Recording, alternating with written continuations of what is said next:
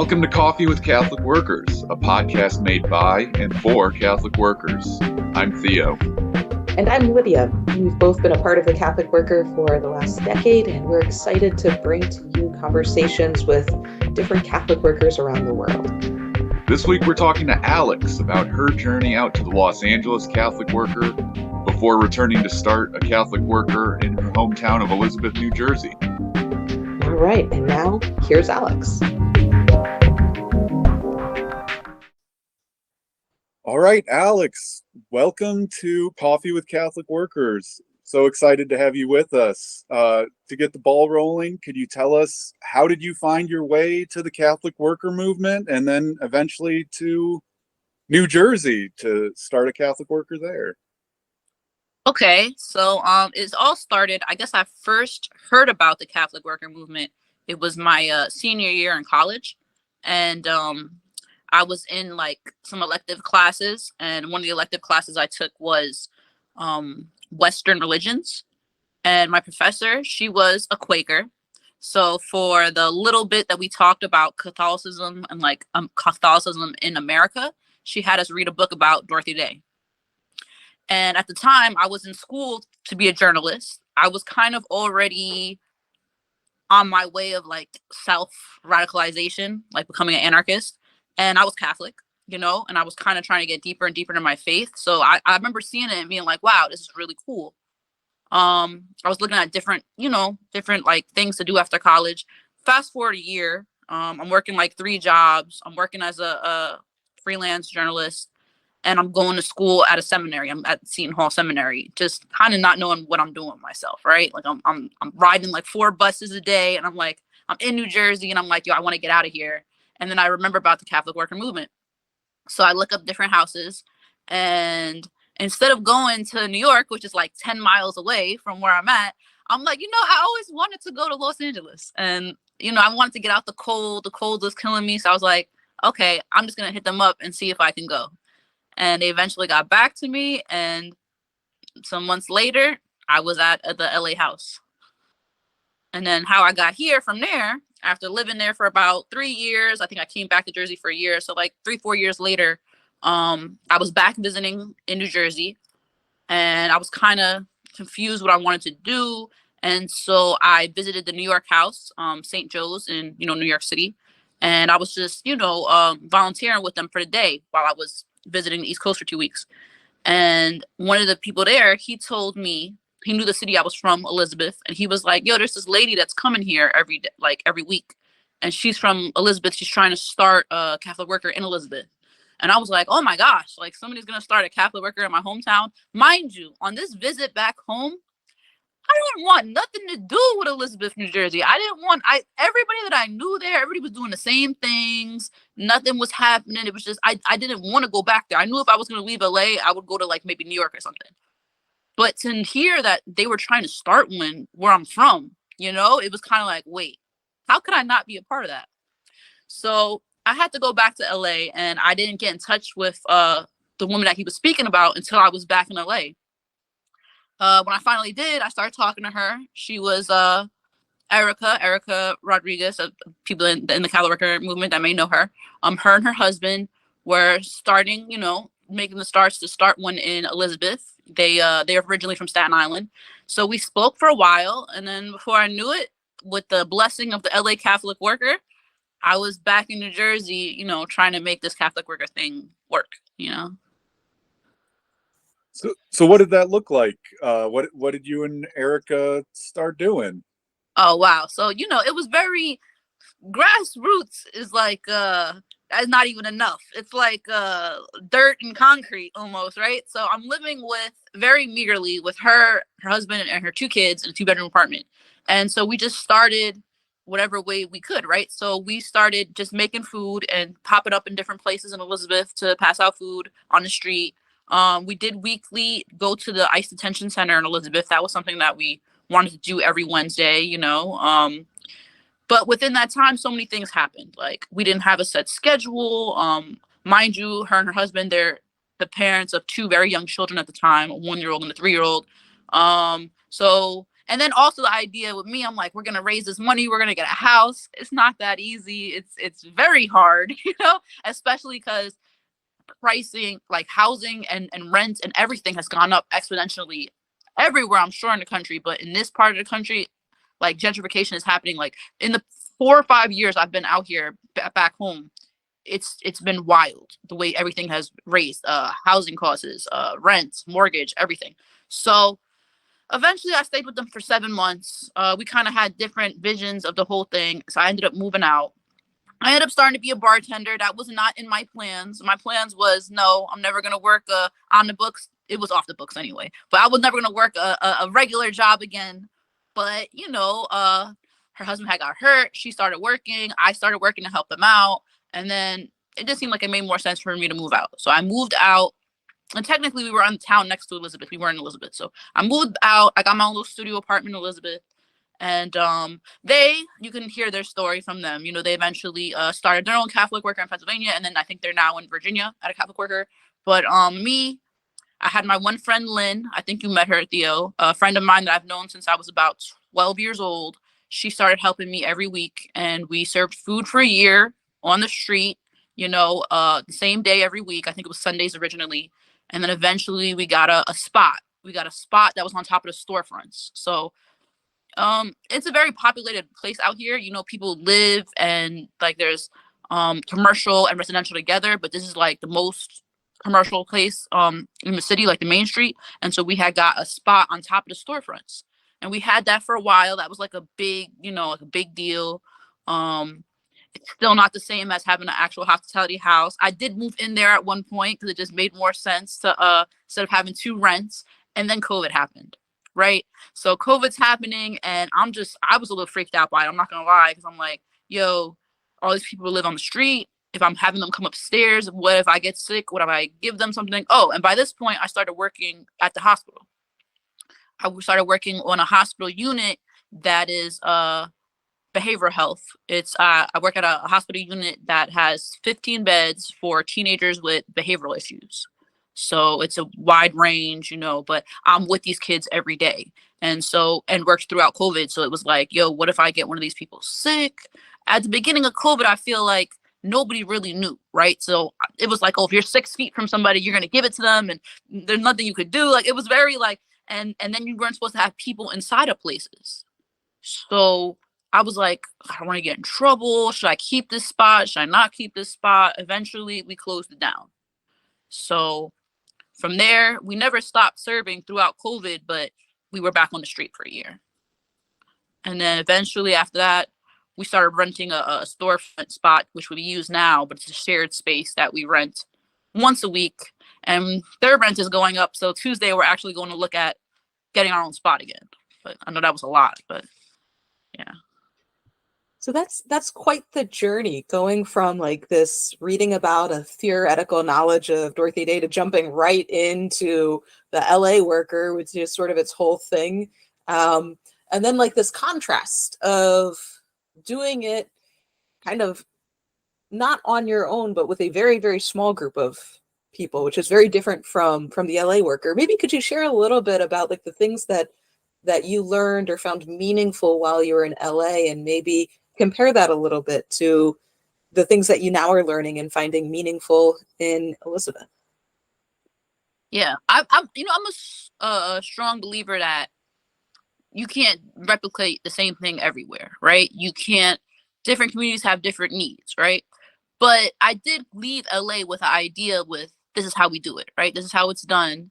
And from the start, it was not like that, right? Like the idea that, okay, we need a house, right? We need a house, or at least to rent a place to live and let people shelter people.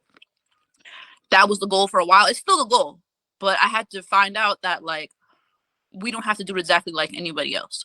The core things that I took from LA is feeding people, make sure people eat, right? Make sure that we got the food for people to eat. We do a little bit different. We clothe people too. Our clothing is big. Keeping things nonviolent, never involving the police in issues, right? That's always been a big thing, like making sure that whatever space we use, it's police free as much as we could. De-escalation, try to be in part of activism as much as we can, but not as much as out there. Things that are different. Oh, another thing from LA, the structure. I do feel like it is good to have a structure. So it's always been important to, we serve at this time on this day, even though it's changed. We went from once a week to twice a week to now we're back to once a week. But to just give people that stability, to know that we're always going to be here, so like we serve on Mondays. We served on Christmas last week. We're serving tomorrow. Like as long as like the space we rent, as long as they're able to be open, which they are, we're going to be there, to just have that stability. So that's something that I thought was important. And then things that are different, like I said before, almost everything, right? When I was in LA, I used to sometime, and I don't know if you guys can relate to this. I always was like, yo, if I had my own Catholic worker, I would do it this way, or I would do it that way, right? So once I got it, yeah, so I do have certain things that are important to me. Like since I cook almost all the food, I can kind of experiment with food a lot, or like, even though I try to keep the basics just to make sure that everybody can be fed. But at the same time, you kind of learn when you are doing it on your own, or, like with outside of that group, you understand why people do things a certain way. You could be like, yeah, I don't want to do this if I had my own one. But then you're like, nah, this makes so much sense with why you have to keep certain structures to keep things going, But yeah, it's different. It's real different. Kind of how Theo said before, working. It wasn't my plan to be working, but I mean, to stay afloat, and to, we get a good amount of donations. Like we get enough donations to pay for the food, and like we get clothes donations and stuff like that. And then the rent of the place we use. But if I was to quit my job, would I be able to be keeping a roof over my head type situation, And sometimes I do think like maybe I should just quit. I'm kind of in the process of becoming a substitute teacher now, so I am kind of going to work less. But like, if I just quit completely and just threw myself just all the way into Catholic worker, should I just like, is that me just being faithful, like believing in God, like God, whatever, if this is meant to happen, I'm gonna be good. If not, I'm gonna be on the street, like, so, I mean, so am I not having that faith? I don't know. I guess I just want to be safe, I guess, you know, to, so right now we have a couple, I'll say it's like maybe two of us that are like Catholic workers. And then we have a strong amount of, a good amount of regular volunteers, like steady. We've had steady volunteers in different waves throughout this whole thing, but we've had a couple now for a couple of years that it's been working out. I think that tension between, okay, like working and not working is always interesting to see how different houses have that play out, which some houses are very strict on terms of like how much someone can work or how many hours they can't. And then others swing the other way. My house, currently everybody works, well, except for me, actually. Everybody else works full time.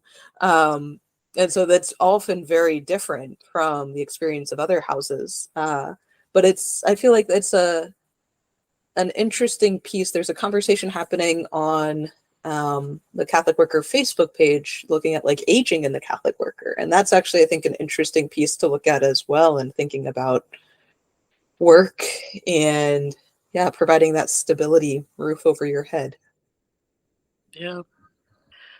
Yeah, like I said, it wasn't in the book, like it wasn't in the cards for me to ever be working a whole full-time job again, but that's what happened, and I've been kind of lucky with the job I'm at now, which I'm looking at going part-time, and I'm going to try to start subbing, so that'll give me a lot more free time to do stuff with the Catholic Worker, maybe extend to going back to serving twice a week. But my job, I've been kind of lucky because of the work I do. I've been able to, a couple of times, because I work with teenagers, a couple of times I've had them come volunteer, where kids that finished the program came back and volunteered. It's not always the easiest thing, because then that means I got to watch the kids, watch everybody else, make sure the kids aren't doing nothing or fighting, and then make sure that the people aren't fighting, so that's a whole thing in itself. That's why it's only happened like once. But donations, when we go on like clothes, like large clothes donations, I'm able to use the work van and take a couple kids with me, and looks good for the job, because the kids are doing, some of these kids have, serious charges, so it looks good on them that they're doing some community work. And it's good for me because I can get a whole bunch of stuff at once in a work van. We don't have a van. I have a small car that's pretty filled with supplies, and donations at any time.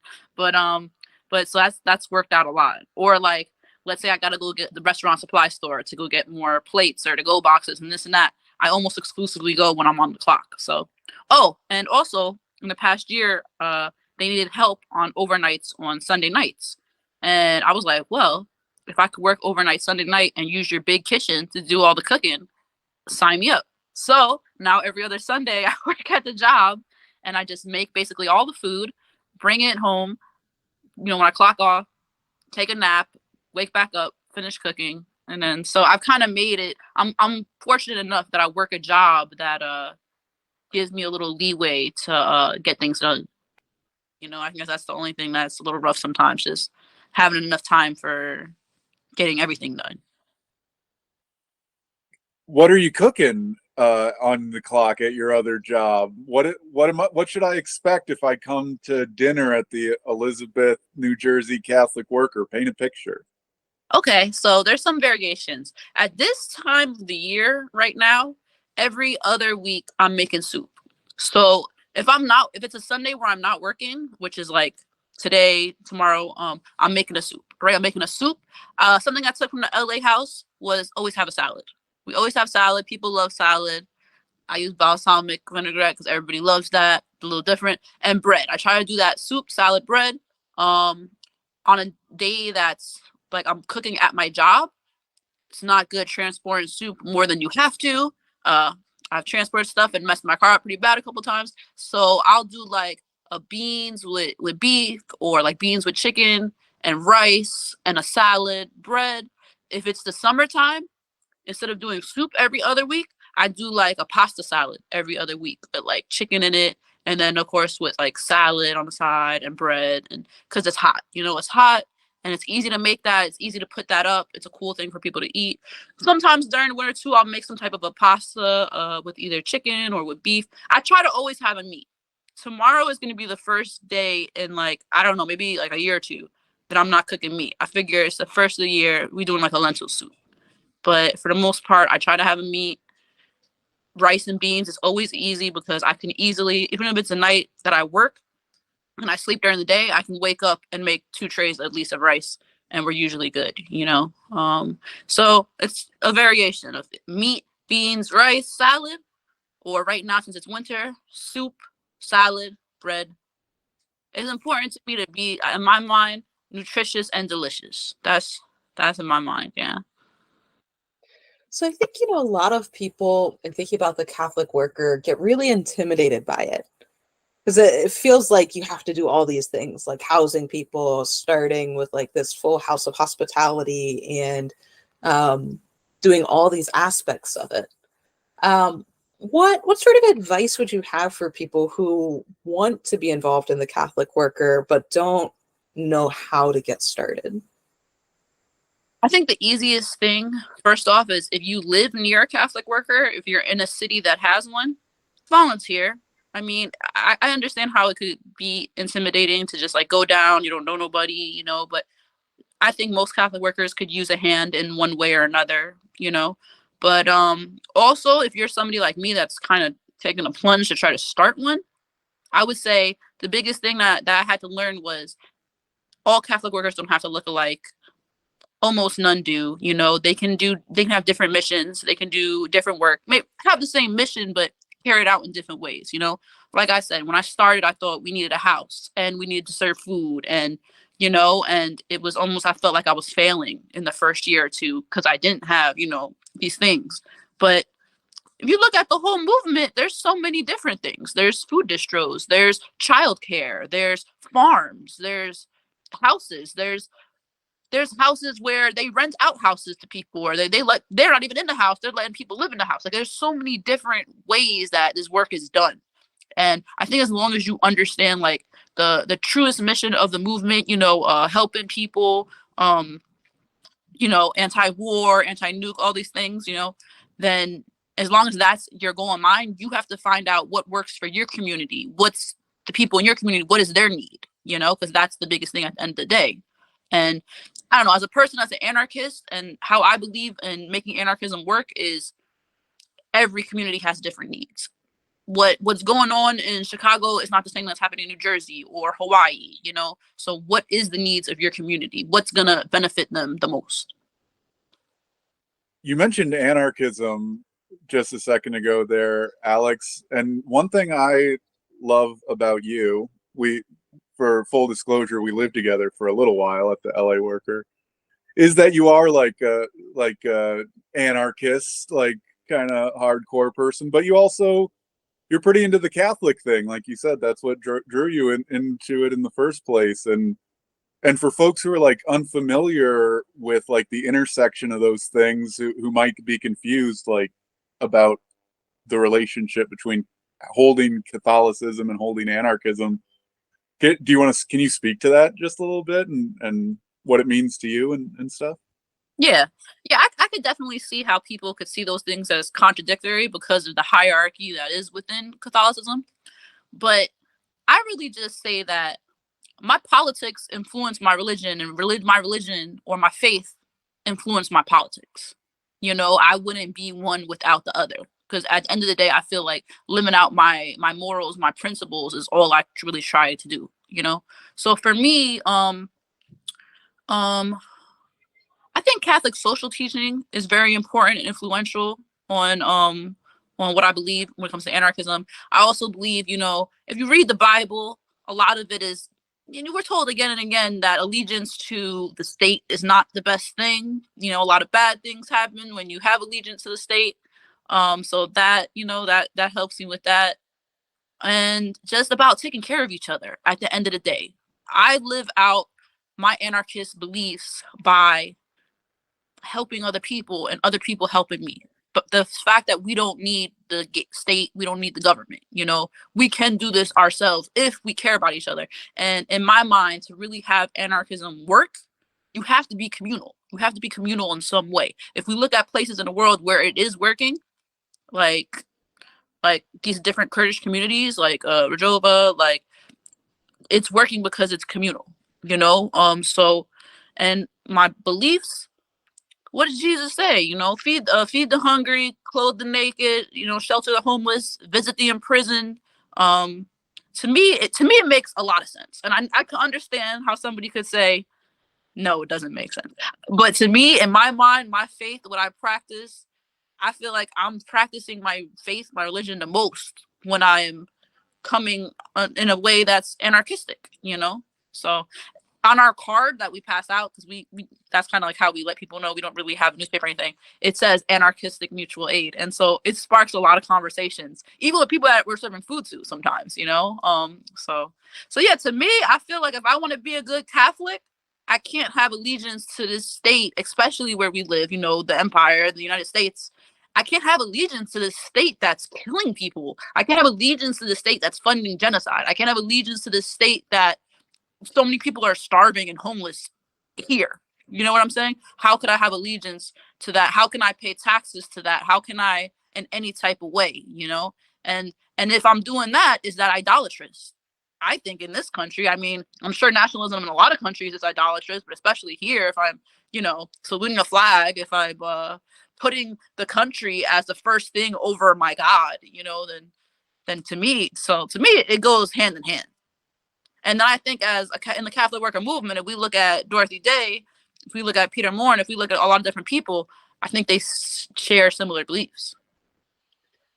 So you mentioned that brings up a lot of interesting conversations. How has this been received in the community? So like the community at large, I think we've been okay. I think where I am, like our city, city of Elizabeth in New Jersey, where we are, there's not a lot of pushback. You know what I'm saying? Like, we've been fortunate. Even when we were on the street, there's like cops don't really mess with us too much. One time we were serving on the street and the cops stopped right in front of us. I'm like, oh, what's happening? And they were like, hey, yo, did you see somebody running? Somebody got stabbed. And we're like, we didn't see anything. And they're like, okay. They didn't really care what we were doing besides that. I mean, trying to function with churches helping us out. not the easiest thing. Not too many, other than maybe once or twice somebody donated some clothes or something. Aside from that, we try to take part in different activist things going on locally. In the past year, they our city had still has a rent cap, like how much you can raise rents, and it used to be no higher than 20%, no 20%, $20 a year, which was great, right? So in the past year, they were trying to end it. So we kind of got together with a lot of the other groups that were going to these meetings again and again. I spoke a couple times. I knew a couple people on the board, the city council, because two of them from school. Like one was my principal in elementary school. One of them was a TA in my high school. So I called them out. One of them changed their vote, and then it still came out to they raised it. So now it's 3% of whatever your rent is, which is significantly different than $20, But anyways, just different things. And so there's a couple different groups that we meshed with a little bit. But as far as pushback, we've been pretty lucky. There's not been really no hard pushback against us. Most people just look at us as, oh, they're just serving food. So, it's not really too big of a deal. You've mentioned gentrification a couple times. Even has that been a thing you've really been able to notice even in just the few years you've been there in Elizabeth doing the Catholic Worker? Yeah, definitely. It's crazy because I thought gentrification would never come to Elizabeth or Newark. Newark is like the city right next to us, and they're the biggest city in the state. And so I thought there would never be gentrification here. They're kind of like, who wants to live here? Kind of a mindset. But this whole area of New Jersey is being gentrified. But I first started seeing it happen in Newark, and then Elizabeth. We have so many luxury buildings now. There's so many people that can't afford to live here. Everywhere you look, they're making a luxury building, right? The hospital I was born in was abandoned for years. It's a luxury it's a luxury apartments now, and then just all these different places that are kind of catering to that idea. And what it is for most as I can see is it's people coming from New York City. New York City is so expensive. We got a train right here. We have 2 train stations. We have multiple buses that go into the city. So if you are somebody that is not even maybe from New York, maybe you're just like you lived there for a few years for work, it's getting expensive. Oh, let me move to Jersey. It's slightly cheaper. And I can take the bus, I can take the train. It's very easy. So it's making everything go crazy. And as a person that was looking for houses, like it's always been my goal, save enough money, maybe get a mortgage, we could get a house, we could do this, To at one point I was looking, like going and seeing houses and stuff like that. The average house from when I first got here for like, a house that maybe needs some help, maybe 200, 300,000 to now you're not seeing nothing under 600,000. And I'm talking about not a good neighborhood, needs some work. Like it's wild, and then rent has gone up exponentially. So it's happening heavy here. Like I said, I never thought it would. As much as it's happening in Elizabeth, I think it's happening worse in Newark.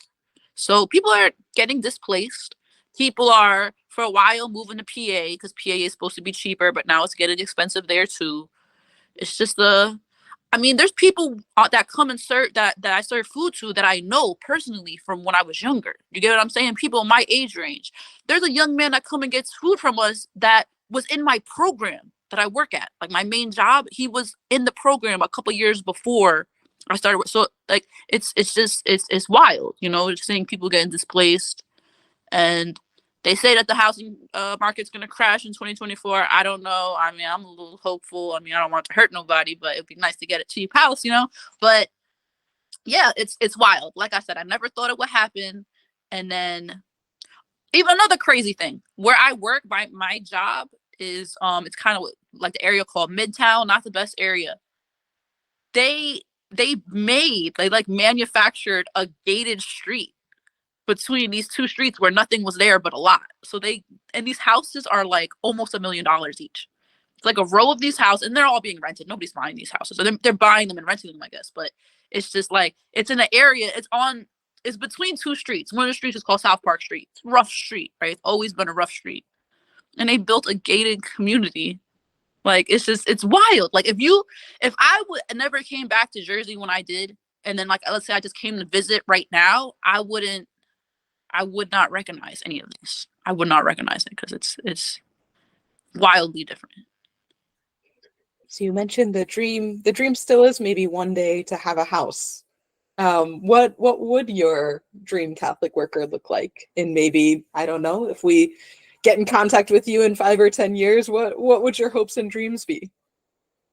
Yeah, so like the goal has always been to get a house, and it still is. I mean, but I'm not crying at night if I don't have it. If it turns out different, if we are able to rent something, But yeah, ideally a house where, man, I know at least 5 people that are regulars that I've known for 5 years that I would put in there right now, you know?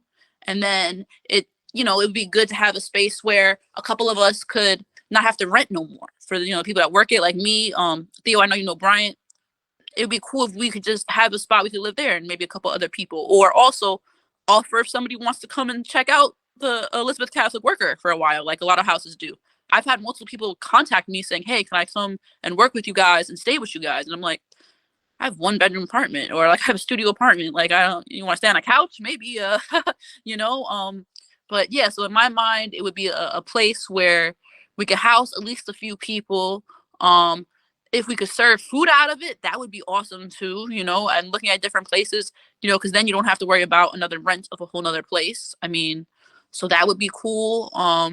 A space where if people had to organize for things, that would be awesome. I know so many local artists, people that I grew up with. It would be, I've always had in my mind, we have a mural to this person or about that person. We have a mural here. Like, it's just stuff that's been in my mind for the longest. So the biggest thing though, of course, is housing people, getting people off the street. Sometimes I feel like guilty that I'm inside and somebody else isn't. So like the biggest thing, and I've done some work to try to get some people temporary housing. So we've got a couple people off the street, but it's not the same. So the biggest thing would be housing people, really. Feeding is awesome, and that's what we do now, feeding and clothes and stuff like that, toiletries sometimes, but housing people would be the biggest goal. And I miss community too. I do. Like, as nice as it's gotten staying by myself, I'm not gonna lie, there's bad parts of living community, but sometimes I do miss community. There's been a couple of times where I'm like, maybe I should just stop this and just go join a different Catholic worker community where it's not all on my shoulders so much. I mean, it's not all on my shoulders right now, but to a degree. So it'd be nice to be in a whole community again, but maybe one day. I'm starting a Catholic worker in St. Louis with some folks, so I'm hoping the real estate market crashes too a little bit. Probably not as bad as Jersey though. It's wild here. I think this is expensive places in the country. It's because, like I said, the proximity to New York City, and our taxes are crazy high here. One of the only reasons we got our place here in Chicago is because we were coming out of the last market crash. I mean, everything is about 3 times more expensive than it was. So what else should we know about you, Alex, or the Elizabeth Catholic worker, things that we haven't asked about yet that could be interesting? I don't know. How something interesting. I think there's like a cool camaraderie about, and maybe this is a everywhere thing, but there's a cool camaraderie about like the people we serve and us. It's because me personally, like, I'm from this city, so there's like I feel like a deeper connection. Like I said, I see people that I grew up with come by. I see people that when I was bartending, come by. So it's a deep connection. We hang out, we play music sometimes. There's been a couple of regulars that come and get food from us. Sometimes we go play pool afterwards. Last Monday we played the game. There's a TV set in the place that we rent. So I was like, can we play the game on here? And she was like, yeah. There's kind of a feud between a couple of us with football teams. So sometimes that can get a little intense. But yeah, I guess I think that's kind of different. It's been a little rough. It's been a little rough. Something that's been a little rough for me is I'm not the most charismatic person. And so I can fit into a community kind of easily, like doing the work or whatever.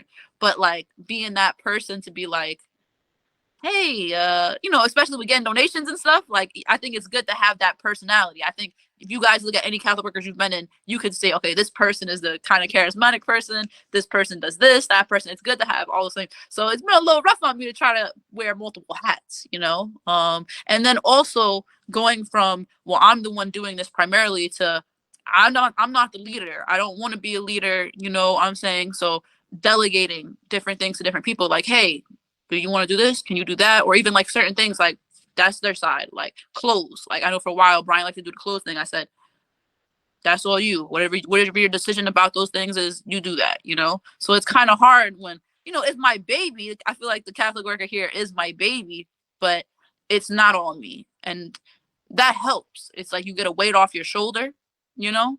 So I guess that's, I don't know how many other Catholic workers are like this small of a community, you know? So I guess that's different. And then just, I don't know. To me, like, I do really believe like this is mutual aid, because personally, me, I've been down and out. I've been no place to stay, and I've always had somebody look me out, especially in this community. You know what I'm saying? Like I've had that. So I feel like this is just, I don't want to use the word giving back, but it's kind of like a circular thing, you know? There's people that that come and get food from us that give so much. There's this one gentleman that has been coming, hit me up today. He's been coming for all 5 years, right? When we didn't have a table and we were just serving off of benches outside, he brought me a table. Out of nowhere, he found a whole bunch of nice pots. We use these pots for soup still today. Actually, he's hitting me up today because he found something else. He's a very resourceful gentleman. You know what I'm saying? Always finding different things. So there's been multiple different things that have been brought to us just from people that we serve, you know? Or people will come and get food and get clothes, and then out of nowhere, they want to help. So now they're part. There's a woman that had started by just coming and getting stuff. And now she's with us almost a year or two, you know, and she's a feisty Ecuadorian lady, you know, doesn't speak English, but she's the front of the food line. She regulates everything. Like, oh wait, no, don't do this, don't do that. She gets a little feisty with people, you know.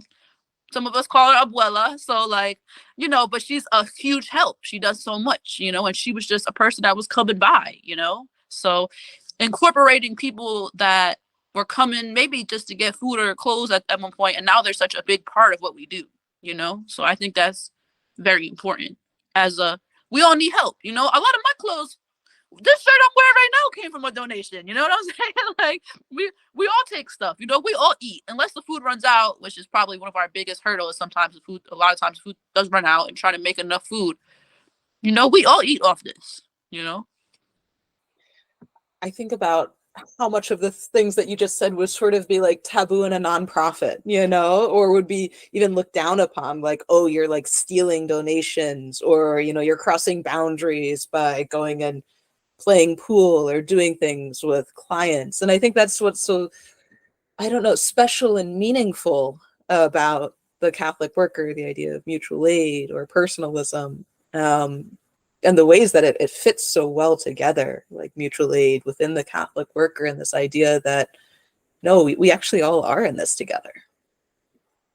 Yeah, I think it's a beautiful thing, but I will also say that there are setbacks to, and you guys know, I'm sure any Catholic worker knows that's listening to this, there's setbacks to not being a nonprofit, right? So donations, some people might not want to donate to you. Recently, we have this huge food bank. It's like the food bank of New Jersey, not that far from us, like literally the border of Elizabeth and Hillside. And I've been there before, like, you know, community service stuff back in the day. And I was like, you know what? I'm finally going to contact them and see if we could get some food. If you're not a 501c, whatever you do, and then the paperwork you have to fill out, you have to show that you have like a food handling certificate and this and that. And then I was like, I'm not even. And so I know that some Catholic workers do become nonprofits, some don't. I've been trying to stick with the tradition of not becoming one. But, you know, now looking at stuff, like there are certain things that it would make it easier. But of course, there'd be things that would make it harder. You know, I think there's a whole bunch of check and balances. I'm not sure exactly when you do become a nonprofit. So, I mean, it's nice that we're not, and we're surviving that we're not. But at the same time, I do see how it could be helpful if we were. But I don't know. I like to think of it as more mutual aid and not charity, you know? Because like I said, we all eat off this. all helping each other. And if it wasn't for that, we wouldn't even be working. When we bring the food in, everything is loaded by just people that are there, you know? People just running out and saying, "Hey, can I help?" Everything gets loaded like that. So a lot of people play a lot of different parts, but that's building community. Well, we're getting close to time. Do you have any final thoughts for us here, Alex? I'm just gonna say it's been a lot of ups and downs. There's been in the past, I guess it's been 5 years. It was 2018 when I came out here. Um, in the past, 5 years of doing this work, been a lot of ups and downs. There's been a lot of times I was like, I'm leaving. I'm done. I'll go back to California. I could do that. But I stayed par for course, and it's worked out. So anybody that's doing this work, either they're trying to start one, like like you are, or somebody that's been at a community that's been there 60 years, it's gonna be hard. It's gonna be hard. There's gonna be days that you see very bad things happening to the people that you work with, and it's gonna hurt, and it gets rough. It gets rough, but I think that, kind of like what Dorothy said, community and whatnot, it's how we combat the long loneliness, so you just gotta believe in what you're doing. And at the end of the day, like I said, I believe in what I'm doing. I feel like what I'm doing is me living out my faith and me living out my political beliefs. So as crazy as the world is getting right now, I feel like even if I can't make it to every protest, even if I can't go across the world and be a fighter or something like that, like, well, you know what I'm trying to say, or a paramedic or whatever, I feel like me being part of this movement is helping. It is helping, and it is me. Even when I sometimes say I'm a bad person that does good things, because people always go like, I'm sure you guys would say, "Oh, you're such a good person. Oh my gosh, what you do, you're a saint." I'd be like, no, I'm just a bad person that does good things, trying to make my way, to heaven or something like that. Well, thanks so much, Alex, for being willing to talk to us and share your story. Really appreciate it. Oh, if I could say one less plug, if anybody wants to donate, I could be reached by we're on Instagram, the Elizabeth NJ Catholic Worker, Facebook, the Elizabeth NJ Catholic Worker, email njcw@riseup.net. There's a million ways. We're on the website for the Catholic Worker. The number's up there. For anybody, the PO box to send donations. I just figured I'd throw that in there. But yeah. Wonderful. And have a happy and safe year. Thanks, you too. Thanks for talking to us.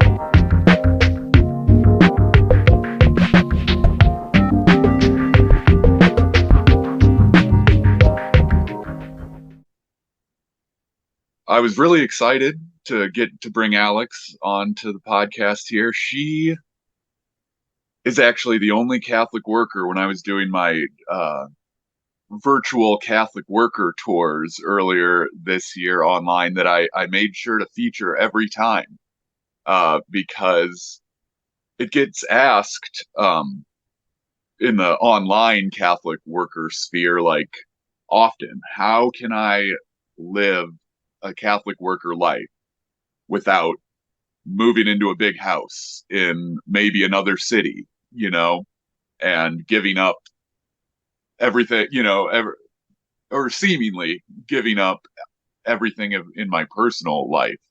And folks really struggle with that because they're drawn to the beautiful things of the movement, but like are not ready to take a huge plunge into community life. And so a lot of folks ask this question, and I like that Alex exists because I can kind of point to Alex and I can say, let me tell you about the Elizabeth, New Jersey Catholic Worker. Alex works a full-time job. She and just a couple of friends started cooking food and serving it in their spare time, and all kinds of people could be doing that if they want to. And I think it is this nice distinction or point that you don't have to have a house to be doing the works of mercy. That there's a lot more like, yes, community is a huge part of the Catholic worker, You can build community without living together. And that is just one aspect of the Catholic worker. I think there's also this very practical piece of, especially now, a lot of people can't get a house. It's just not feasible with the way the market is often right now, to be able to purchase a physical building, to be able to do some of the more traditional Catholic worker housing. But that's no reason to be stopped from being a Catholic worker. Yeah, and that was another interesting piece for me personally, having this conversation with Alex, because me and some friends are starting a Catholic worker in St. Louis, and we're gonna hear from them on an episode too. Um, but just Alex was talking about, while I love this example and love to hold it up, she was like, this wasn't really the plan either. She was like, I did want to buy a house, and she still does. But it's just not how it worked out for a variety of reasons, and but that she was like still committed to doing a Catholic worker project, and made it happen, and is making it happen. And it was just like a refreshing reminder to me, or something, as we are undergoing this new Catholic worker process, that like you don't know what's going to happen, and like we're going to have to like roll with what what's going on. And maybe you think you're going to get a house and then you don't. Maybe you think you're going to zig but you got to zag. And so yeah, I admire that too, of her commitment to it, even in changing or not perfect ideal circumstances. Hmm. Yeah, yeah. I appreciate too the flexibility and perhaps the need that we have to sort of widen an understanding of like what aspects what the Catholic worker can look like. So I think there is this piece where sometimes it's viewed as a fad or a phase, and that it has to look a certain way, which oftentimes just is not practical for people on a long-term scale. Um, I mean, I think there's a beauty in living in the traditional sort of format of it, and that it's needed. Um, but it doesn't, that's not always something that works for everybody in every stage of their life. Yeah, and in recent years, I've been trying to like expand what we talk about as like being a Catholic worker in certain ways. I think when I was new and I was very excited about the movement, not that I'm not still very excited about the movement.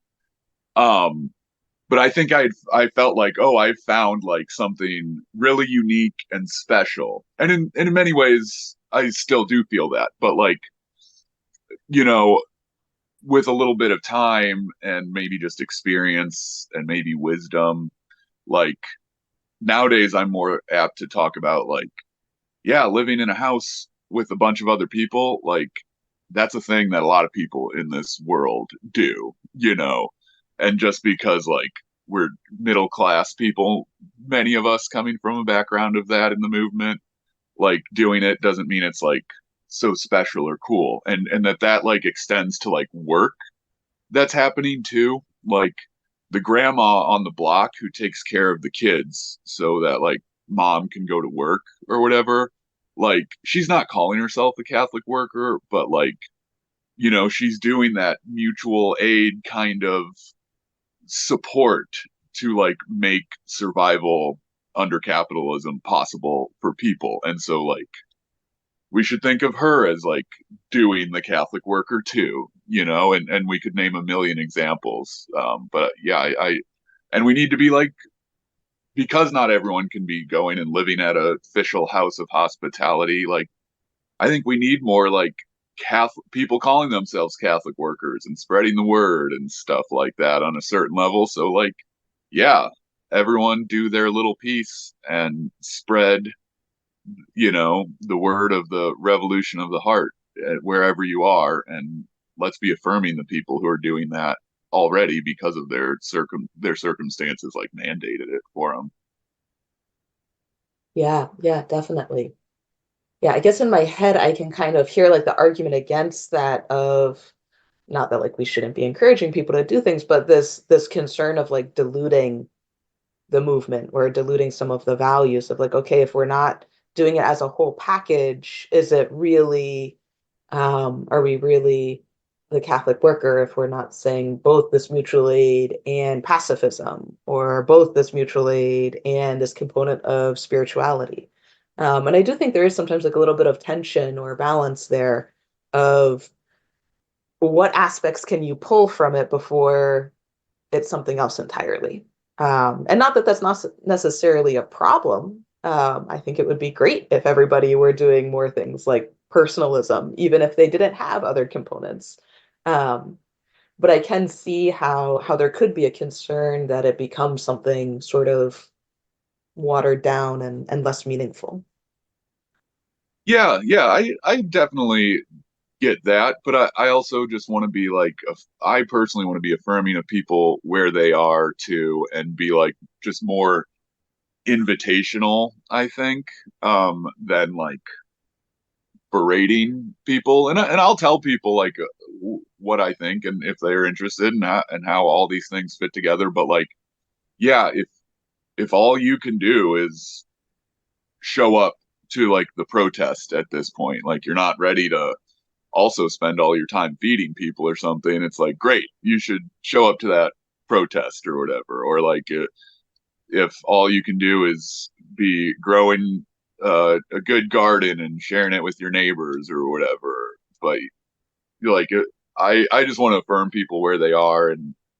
Um, and also like when we look at different Catholic workers, e- every Catholic worker is missing one piece or another, it feels like. Over here, they don't do any of the agronomic university stuff. Over there, they don't protest enough, according to XYZ. Over here, they don't pray enough. Like, once you start getting into all of those games, like no one community does every single thing, and where's the cutoff, and who decides what the cutoff is? Like, I don't this know. gets tricky.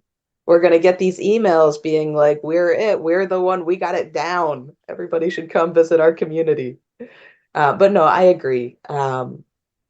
We all have to start somewhere, and it's always a progression of the clarification of thought, and I suppose the clarification of actions. If we didn't have an on ramp at some point, then none of us would be here. Yeah. And I think different folks are brought in from different pieces of that, I think is like both sides of that, like both praxis and theory, if we want to call it that. Like on this podcast, we've heard from folks who are Mhm. like Julie was like, I'd never heard of the Catholic worker. They showed up at Occupy and were feeding people. And they said, hey, do you want to come live with us and feed people and protest just like we used to do at Occupy? And she's like, cool. But then and then we get all kinds of people who are like, I had to read Dorothy Day in my class or whatever. And I was drawn to like her vision. And that's how So Mhm. yeah, there's plenty of ways to bring people in. And like I was saying, I think we'll be better being invitational and affirming people if we're trying to do that. The one thing we didn't talk about that I also really love about Alex's setup, because when I visited the New York worker, I went out and served their meal with them.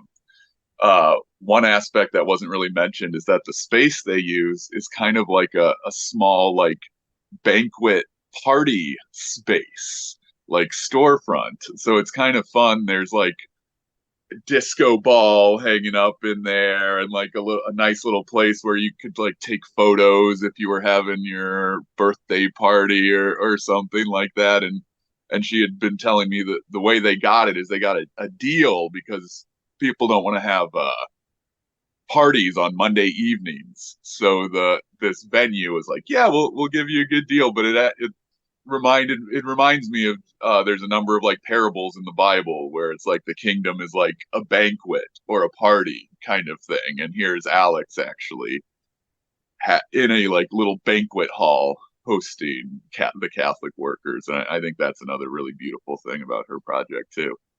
How fun.